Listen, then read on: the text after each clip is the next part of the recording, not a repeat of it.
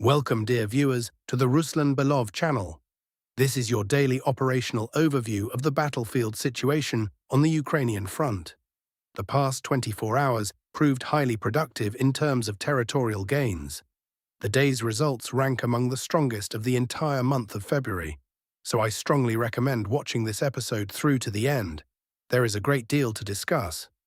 We can now state with complete confidence the large-scale offensive launched by Syrskyi, into which considerable resources were poured, has ended in total failure. Why? First and foremost, because the actual territorial gains achieved by the armed forces of Ukraine turned out to be negligible, and even the few positions they managed to seize are already beginning to slip from their grasp. Specifically, the village of Kosovtsevo and the urban-type settlement of Ternovate were both returned to Russian army control over the past 24 hours. Let me remind you, in the opening days of the offensive, Ukrainian units entered these localities, and footage appeared online showing AFU servicemen operating there, which gave grounds to conclude that full control over these areas had been lost.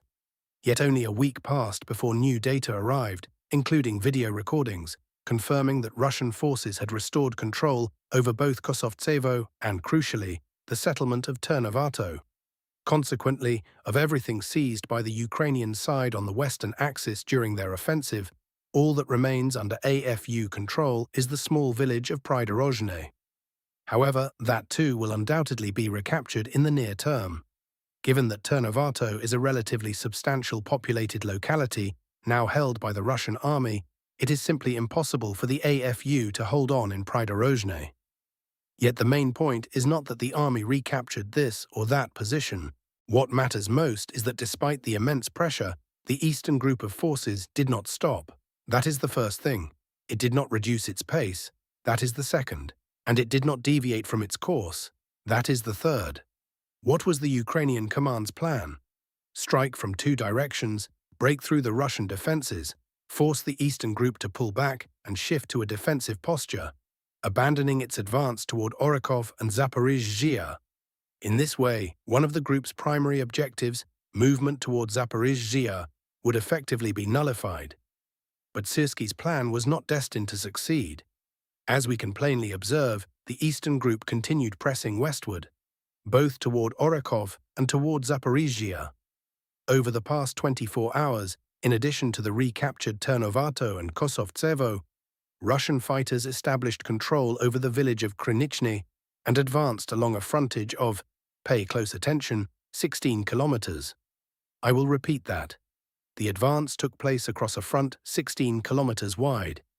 In all the time I have been producing these briefings, nearly a year and a half, I cannot recall the army advancing across such a broad front simultaneously. And this happened despite all the attacks and efforts of the armed forces of Ukraine. The depth of the advance is also significant. This is by no means 100 or 200 meters.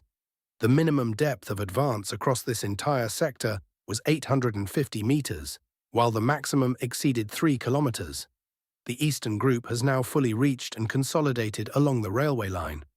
What lies ahead, therefore, are battles for a critical defensive line and AFU strongpoints concentrated along the axis of the villages Verkhnya Tersa, Vozvyzhenka, Rizdvianske, and this deserves particular emphasis.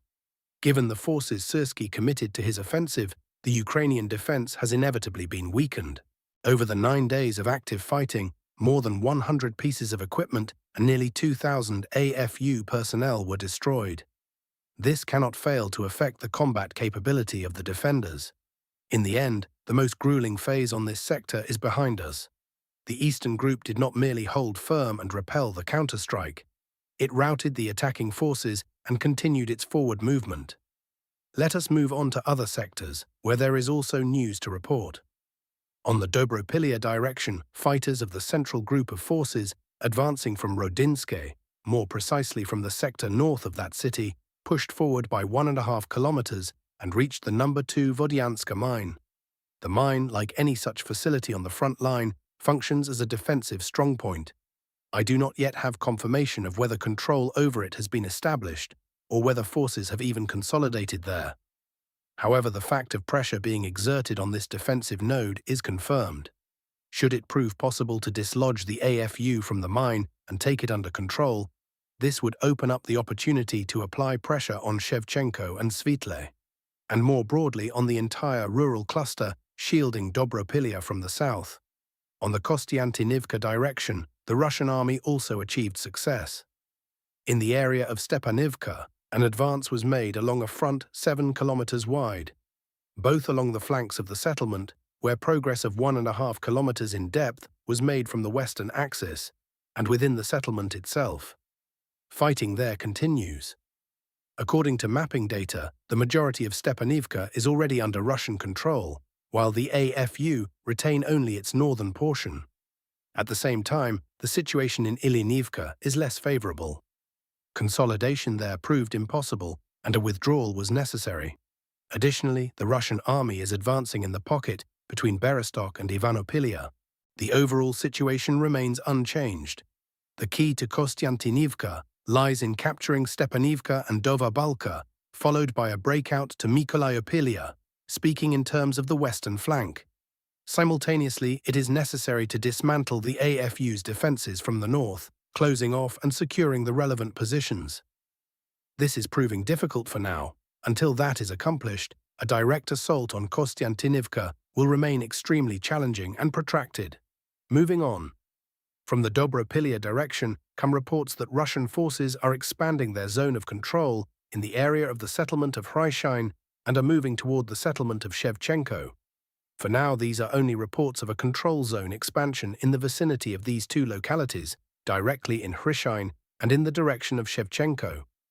Yesterday, video was obtained from a specific location showing Russian forces advancing 2.5 kilometers, with the entire territory marked in red coming under full control. There are no changes here today, but reports continue to come in. There are also reports that Russian forces have effectively straightened the front line along the railway connecting Dorozhne and Rodinske. The entire stretch along this route is apparently now under Russian control, with Russian forces expanding their zone of influence toward Shevchenko and striking Belitske, targeting AFU positions and their temporary deployment sites in that settlement.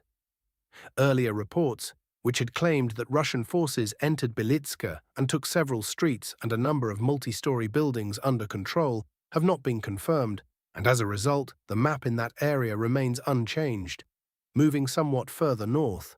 In the area of Nikiforievka, where reports of expanding Russian control had been coming in recently, video was obtained today from a specific location. Russian armed forces advanced 400 meters into the central part of Nikiforievka and occupied new positions in a permanent structure. The forward Russian position came under fire from AFU forces. All of the marked territory is now under Russian control. In addition, there are reports of the control zone expanding not only deeper into Nikiforievka, but also along its flanks.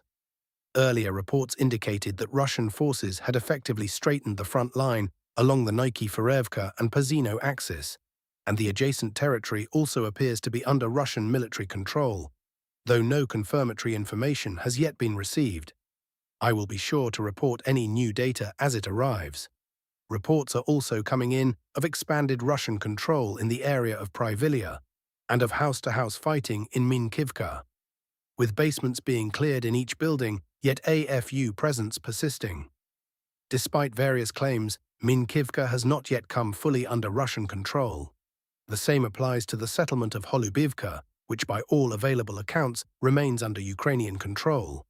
It is probable that Minkivka is divided, part under Russian forces, part under AFU control, and part in a grey zone. In any case, this settlement will unquestionably come under Russian armed forces control in the near future. That covers this sector for today. Let us move on. On the Lyman sector, fighting continues in the area of Yarova and along the northern edge of Drobyshevo. AFU forces are systematically attempting to infiltrate in small groups toward the settlement of Novoselivka. The Russian army is pushing toward the Sviatohersk railway platform and the settlement of Sosnov, which is a major transport hub. Along the southeastern edge of Drobyshevo, intensive combat continues, with consolidation proving elusive. Russian armed forces continue clearing encircled pockets and straightening the front line north and northeast of Krasny Lyman, thereby intensifying overall flanking pressure on the AFU from this sector.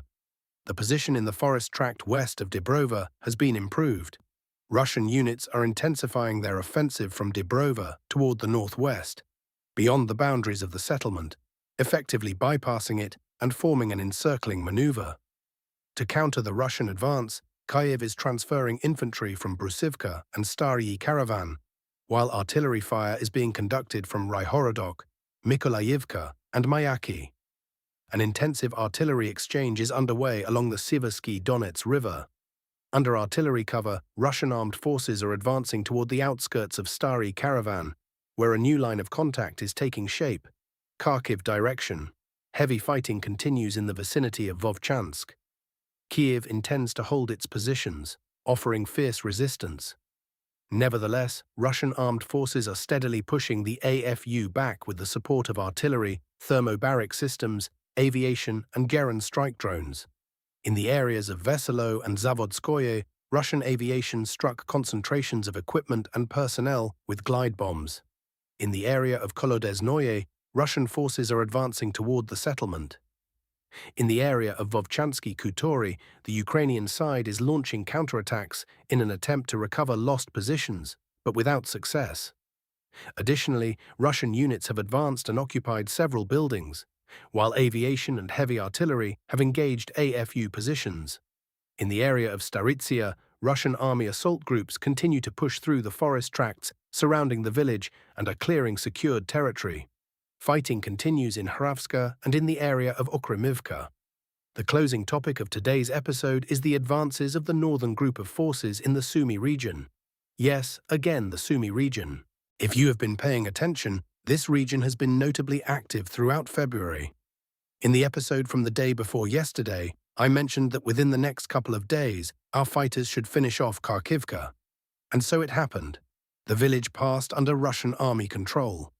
The width of the Komarivka bridgehead now stands at nearly 16 kilometers.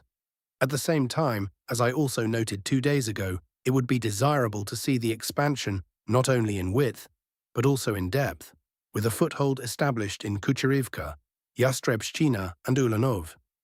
Only then could we speak of the AFU facing serious problems on this sector. For now, this amounts to limited cross-border pressure, since the depth of penetration is modest, ranging from 1 to 2 kilometers. It appears that AFU command does not currently regard this as anything critical or threatening. Well, let them keep thinking that. Summing up the past 24 hours, the Ukrainian side advanced on one sector, taking 2 square kilometers of territory. The Russian army, for its part, established control over 4 populated localities and 40.5 square kilometers of territory. As I said at the very start of this episode, this is one of the most productive days in February. With that, the military briefing is concluded. Let us turn to the political arena. Zaluzhny strikes a media blow against Zelensky. The former commander-in-chief stated that the 2023 counteroffensive failed due to a shortage of resources that, by his account, were not allocated in time for the original plan to be executed. He made this statement in an interview with the Associated Press. According to the former commander, the plan called for concentrating forces into a single unified strike force for an offensive in the Zaporizhzhia region, with the aim of reaching the Sea of Azov. He identified a large-scale concentration of forces and tactical surprise as the key conditions. Instead, however, units were dispersed across a wide front line, which in his assessment significantly reduced the striking power of the operation. As a result, combat operations were conducted simultaneously on several axes, in the Zaporizhzhia region and near Bakhmut. Zaluzhny also spoke of a deep rift between himself and Zelensky, which by his account came to a head in 2022. He claims that in September of that year, employees of the Security Service of Ukraine conducted a search of his office on the basis of a warrant allegedly issued in connection with a case related to premises at that address from before the war. The former commander-in-chief is striking this media blow against Zelensky at the most opportune moment, just as Trump is applying pressure on the Ukrainian president in the context of peace negotiations, reports the Telegram channel Legitimny.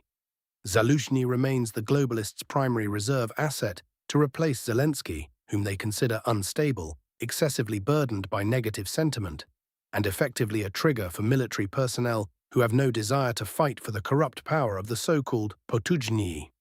It has become known that Zaluzhny refused to join Zelensky's team.